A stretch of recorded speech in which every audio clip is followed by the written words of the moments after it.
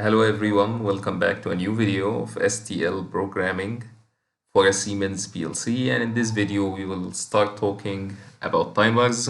We will give a brief introduction about the different timers as the different types of timers for a Siemens PLC. First we have the step 7 timers.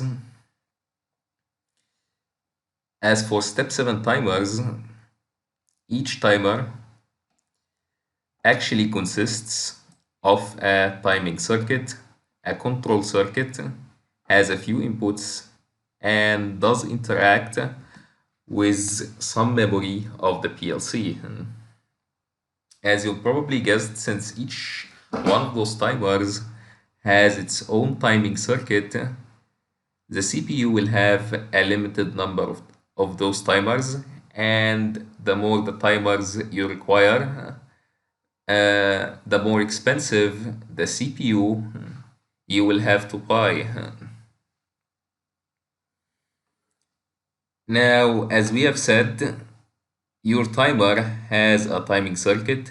This timing circuit should generate clock pulses, and these pulses will be used to control the time stored in some memory area. So let's actually talk about this memory area.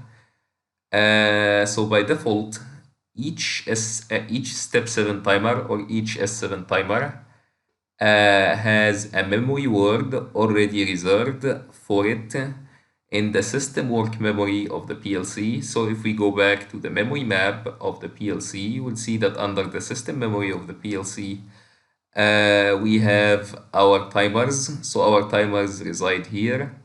And in the same place, you will also have a control word for it that actually had the flags needed for controlling the timer and actually the type of the timer. So your timer action will be actually determined by and controlled by those two words.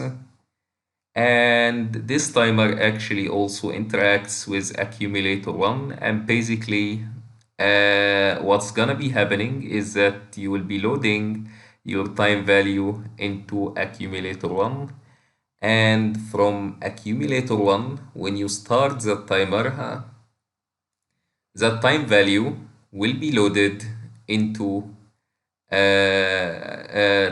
timer 1 memory word together with the time base for the timer, and this timing circuit will start ticking at the time base of the timer, and each tick the value or the current time value inside the memory word of the timer will be reduced by 1 until it reaches 0 and the timer has finished its operation.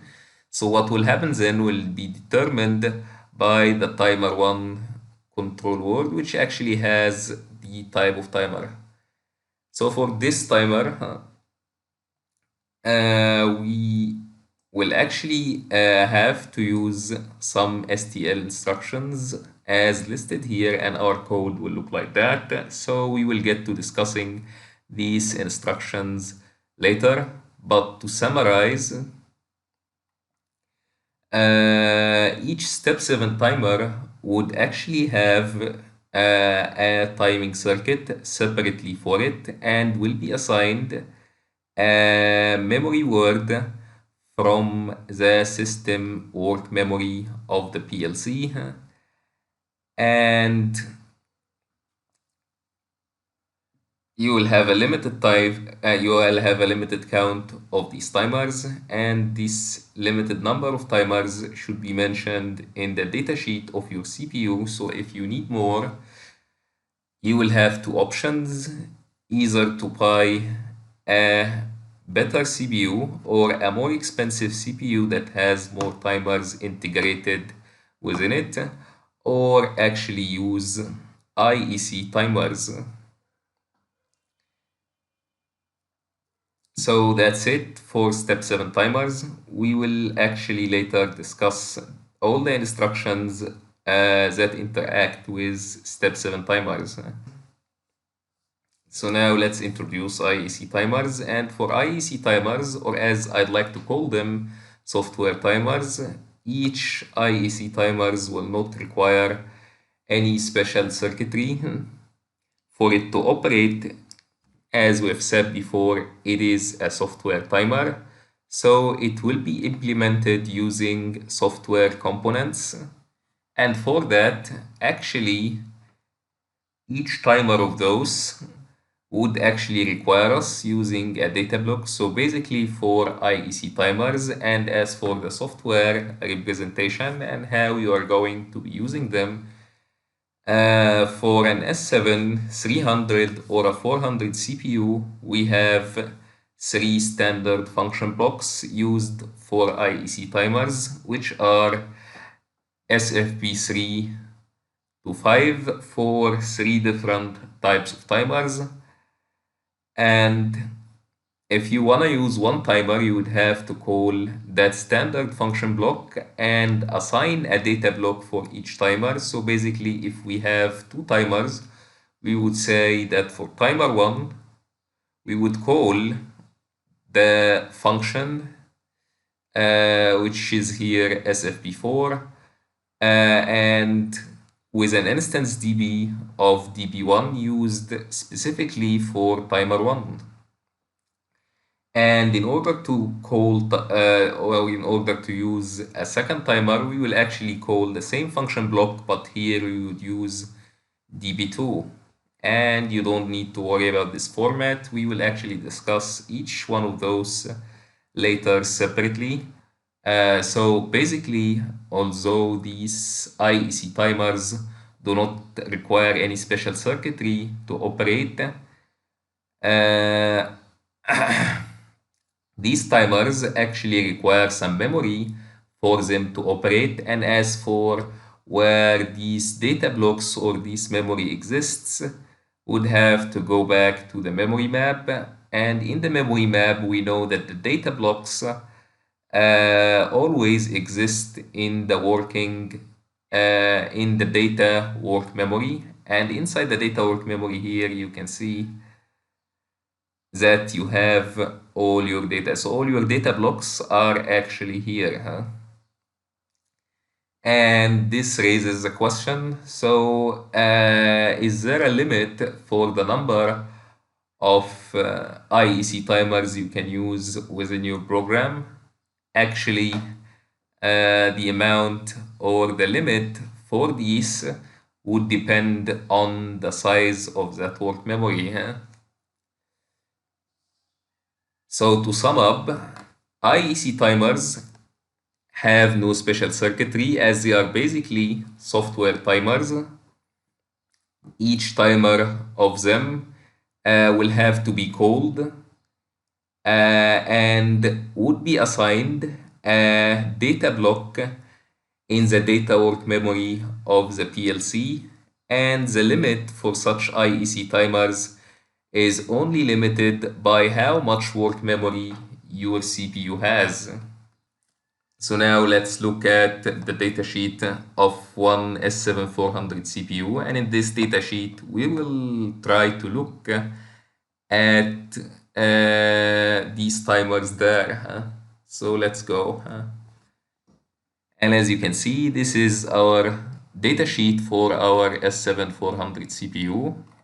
We'll actually scroll through all of that until we reach timers.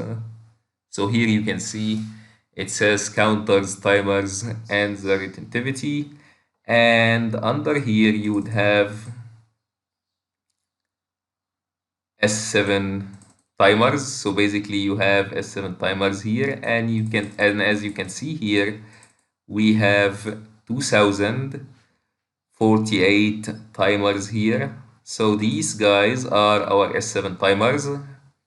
And if you scroll down, you can see that you actually have also IEC timer, and basically here you can see that it says, so it's present, yes, type SFP, which is basically we call them by calling a standard function block as we have shown in the previous slide.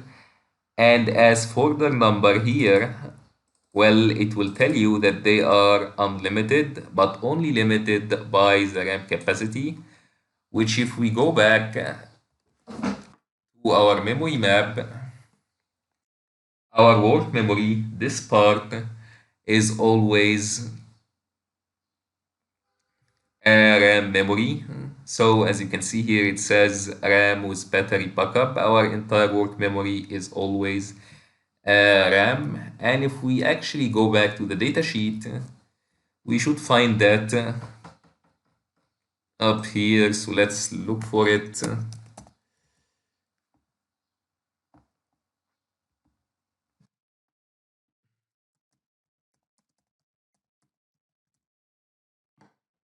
And here it is. So it tells you that you have your work memory here. It's integrated, which means it is on board. And as you can see here, it is separated in two parts. One part, which is a program work memory, which is half of it, and the other part, which is a data work memory, as the other half of it. And here we would have our data blocks for our IEC timers. And you can see also here it tells you that it's not expandable. So it's important to remember that the work memory is one of the most important deciding factors while choosing your CPU, as if your code is large enough, so large that your CPU can't actually handle it, so large that your work memory can't actually accommodate it, you cannot actually extend that work memory. Instead, you will have to buy a newer CPU. That's something to keep in mind. So with this, we come to the end of this video where we have covered the basic concepts behind S7 timers and IEC timers and the basic differences between them. And in the next videos, we will continue our discussion and explanation of timers for a Siemens PLC using STL examples through our discussion. So thank you all for watching, and please like the video and subscribe to the channel.